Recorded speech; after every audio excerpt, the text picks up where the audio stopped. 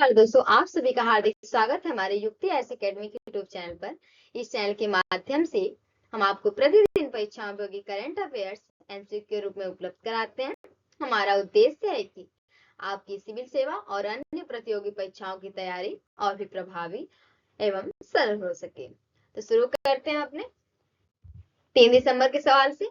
देखते हैं, इसमें सवाल है कि हाल ही में वित्त मंत्री निर्मला सीतारमण ने कहा सती राधिका शांति उद्यान का उद्घाटन किया है।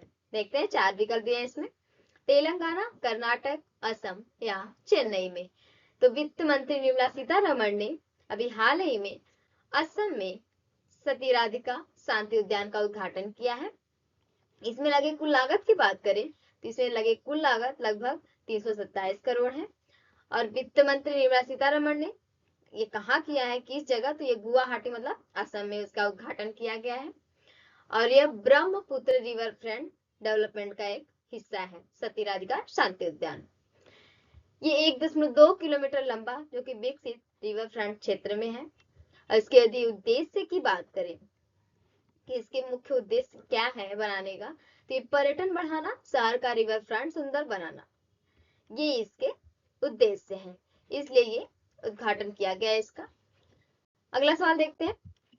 तो आज का सवाल है कि अंतरराष्ट्रीय विकलांग दिवस हर वर्ष कब मनाया जाता है। 4 विकल्प है, 1 दिसंबर को, 2 दिसंबर को, 3 दिसंबर को या 5 दिसंबर को। तो सही विकल्प हो जाएगा इसमें से 3 दिसंबर को। अंतरराष्ट्रीय विकलांग दिवस 3 दिसंबर को मनाया जाता है। ये हर साल जो कि हर वर्ष मनाया जाता है ये।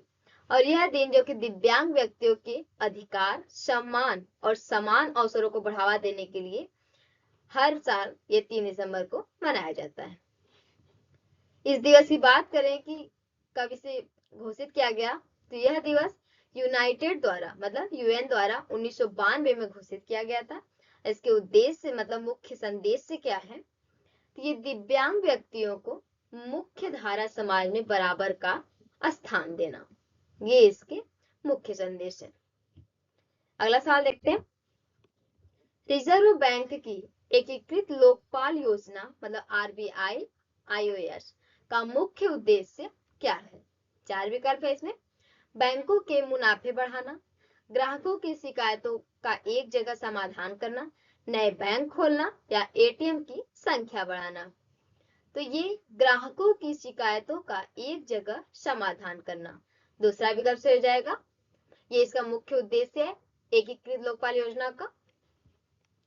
बात करें इसमें कि एकीकृत लोकपाल योजना होता क्या है, तो ये आरबीआई ने जो कि एनबीएफसी और पेमेंट सर्विसेज की शिकायतों को एक ही प्लेटफॉर्म पर लाने के लिए योजना शुरू की है। मतलब जो भी मतलब बैंक से रिलेटेड, कार्ड से रिलेटेड, जिससे भी इन सभी से रिलेटेड जो भी शिकायतें होंगी एक ही प्लेटफॉर्म पर की जाएंगी। इसे जो कि वन नेशन वन आर्मस्ट्रांग भी कहा जाता है। बात करें आरबीआई आईओएस के उद्देश्य की, तो ये ग्राहकों की शिकायतों का समाधान एक ही प्लेटफॉर्म से करना ताकि ग्राहक को अलग अलग जगह न जाना पड़े। अगला सवाल देखते हैं। अगला सवाल है कि टॉम स्टॉपर्ट की कितनी आयु में मृत्यु हुई है। तो 4 विकल्प है इसमें। 85 वर्ष में, 88 वर्ष में, 90 वर्ष में या 81 वर्ष में। तो टॉम स्टॉपर्ट की अभी हाल ही मृत्यु हुई है 28 वर्ष की आयु में। ये हॉलीवुड के मशहूर जो कि स्क्रीन राइटर और नाटककार टॉम स्टॉपर्ट है। इनका जन्म जो कि चेकोस्लोवाकिया में हुआ था। इनका असली नाम जो कि इन्हें जिस नाम से जाना जाता था, ये टॉमस स्ट्रॉसलर है इनका असली नाम। ये बाद में ब्रिटेन जाकर इन्होंने अपनी विश्व प्रसिद्ध नाटककार बने हैं ये। इनके जब फिल्म की बात करें जिसके लिए इन्हें ऑस्कर मतलब best original screenplay Thomas स्ट्रॉसलर था ये शेक्सपियर इन लव के लिए। इनकी मुख्य रचनाएं देखिए तो इसमें से पहला है रोसेंत्रकांज और गिल्डेंस्टर, आर्डेट, आर्काडिया और ट्रेविस्टिस। ये इनकी कुछ प्रमुख रचनाएं थी। अगला सवाल देखते हैं, आरबीआई ने 2025-2030 के लिए कौन सी नई वित्तीय समावेशन रणनीति जारी की? तो 4 विकल्प हैं इसमें, financial inclusion plan, NSFI 2025-2030, FI road map या इंक्लूसिव स्कीम। तो आरबीआई ने 2025 से 2030 के लिए एनएसएफआई 2025-2030, ये दूसरा विकल्प से हो जाएगा, नई वित्तीय समावेशन रणनीति जारी की है। कब जारी की? तो ये 1 दिसंबर को ये, और ये 5 साल की जो कि राष्ट्रीय रणनीति वित्तीय समावेशन बढ़ाने के लिए की गई है। इस रणनीति में कुल जो कि 47 एक्शन पॉइंट्स शामिल हैं। इसके उद्देश्य यदि देखें, इसके उद्देश्य है कि हर नागरिक तक सस्ती, सुरक्षित और आसान वित्तीय सेवाएं पहुंचाना। ये महिलाओं और कमजोर वर्गों के लिए मतलब विशेष समावेशन पर जोर दिया गया है। और रणनीति का आधार जो कि पंच ज्योति में 5 मुख्य लक्ष्य, ये इसके कुल रणनीति के आधार है। अगला सवाल देखते हैं, एयर मार्शल तेजवीर सिंह, ये है तेजवीर सिंह, ने कौन सा पद संभाला है? 4 विकल्प है, deputy chief, DG inspection and safety, AOC in C या एयर चीफ का। तो इन्होंने डीजी इंस्पेक्शन एंड सेफ्टी इसका पद संभाला है। यह पद जो कि वायुसेना की उड़ान सुरक्षा और निरीक्षण की देखरेख करता है।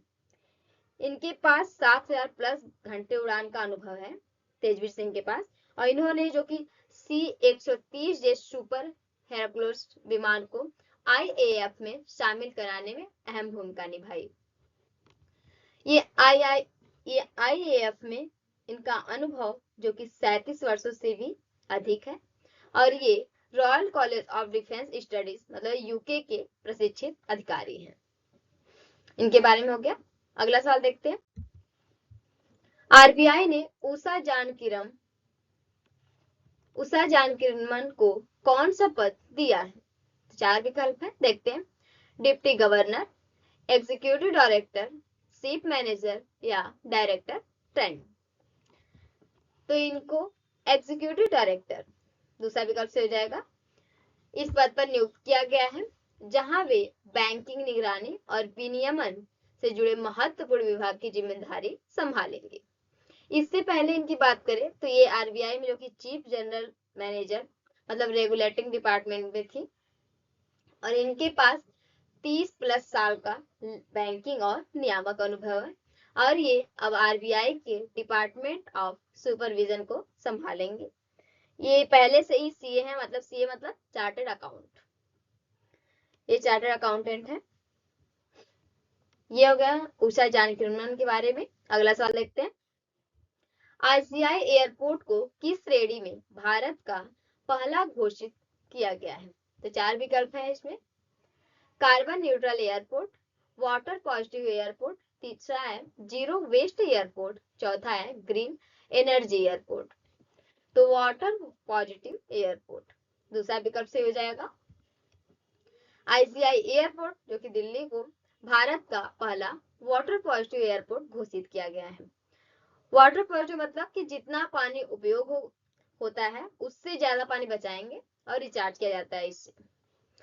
एयरपोर्ट ने बारिश के पानी का संग्रह बड़े स्तर पर विकसित किया, जिससे रिसाइकलिंग प्लांट के जरिए उपयोग किए गए पानी का दोबारा उपयोग किया जाता है। और यह एयरपोर्ट जो कि हर साल अपनी खपत से ज्यादा पानी जमीन में रिचार्ज करता है। यह पहल जो कि पर्यावरण संरक्षण, सतत विकास और जल संकट समाधान की दिशा में महत्वपूर्ण है। बात करें आईजीआई एयरपोर्ट की, तो ये भारत के सबसे ग्रीन और सस्टेनेबल एयरपोर्ट मॉडल में शामिल हो गया है। अगला सवाल है कि विवेक चतुर्वेदी को किस पद पर नियुक्त किया गया? ये है विवेक चतुर्वेदी। 4 विकल्प है इसमें, revenue secretary, chairman CBIC, finance secretary या सेक्रेटरी मिनिस्ट्री ऑफ कॉमर्स। तो इन्हें चेयरमैन सीबीआईसी इस पद पर नियुक्त किया गया है विवेक चतुर्वेदी को। इन्हें सीबीआई के अध्यक्ष मतलब चेयरमैन बनाया गया है, यानी अप्रत्यक्ष कर और कस्टम मामलों की सबसे बड़ी संस्था का नेतृत्व। विवेक चतुर्वेदी जो कि सीबीआईसी का नया चेयरमैन नियुक्त किया गया है। और सीबीआईसी ये भारत में, बात करें सीबीआईसी की, तो ये भारत में जीएसटी, कस्टम और अन्य अप्रत्यक्ष कर संभालने वाला शीर्ष संस्थान होता है। ये जो कि अब कस्टम, सीमा शुल्क व कर प्रशासन की निगरानी करेंगे। कौन? विवेक चतुर्वेदी। इनकी नियुक्ति की बात करें तो इनकी नियुक्ति जो कि टैक्स प्रशासन और व्यापार प्रक्रियाओं में सुधार की उम्मीद है।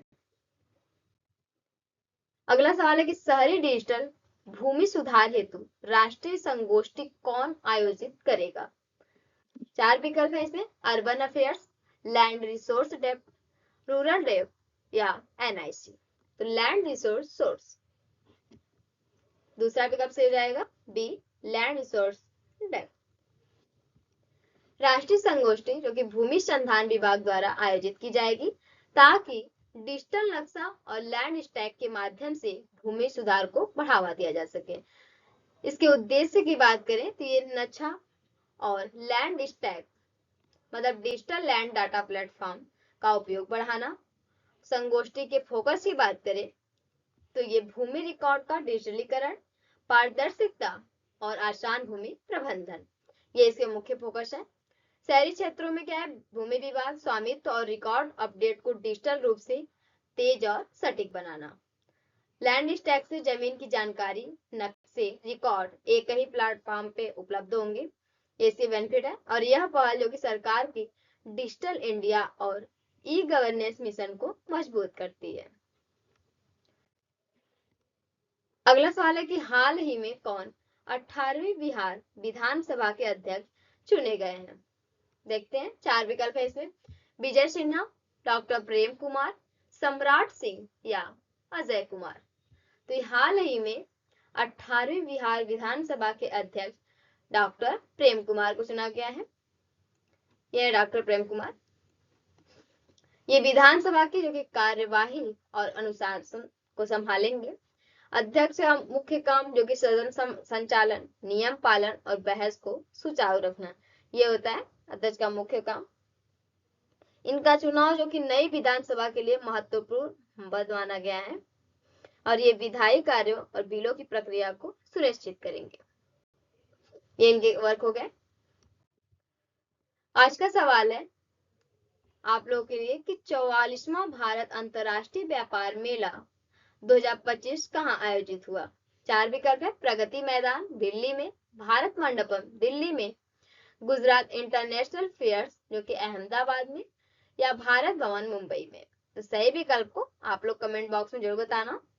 इस वीडियो को अंत तक देखने के लिए आप सभी का दिल से धन्यवाद। यदि यह वीडियो आपके लिए उपयोगी रही तो कृपया चैनल को सब्सक्राइब करें, वीडियो को लाइक करें और अपने दोस्तों के साथ शेयर करें। आपकी सफलता ही हमारा संकल्प है। धन्यवाद।